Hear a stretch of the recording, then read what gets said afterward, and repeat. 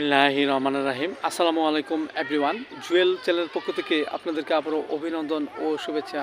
আজ একটি নতুন ভিডিও নিয়ে আলোচনা করব। ভিডিওটি হলো চুলকানির সমস্যায় হোমিওপ্যাথির ভূমিকা। দেখেন এভরিওয়ান, এটি একটি গুরুত্বপূর্ণ একটি ভিডিও। আমাদের মানবদেহে এই চুলকানির রোগটি আমাদের মাঝে অনেক সময় বিরক্ত বোধ চলে আসে। দেখা যাচ্ছে যে অনেক সময় আমাদের মানবদেহে চর্মের উপর অনেক সময় চাকা চাকা বর্ণ হয় এবং দেখতে গোলাপি রঙের হয় এবং অনেক সময় লাল বর্ণেরও হয়।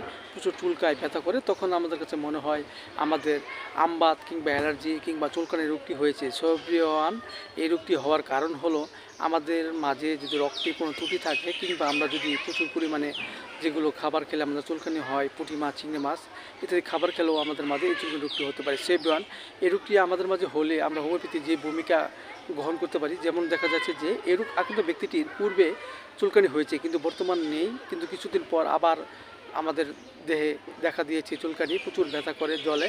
এসব লক্ষণে আমরা যে ওষুধটি খেতে পারি সেটা হলো হাইড্রোস্টিস 30। আমরা 2 ফোঁটা করে সকাল বিকাল 2 বার সেবন করতে পারি।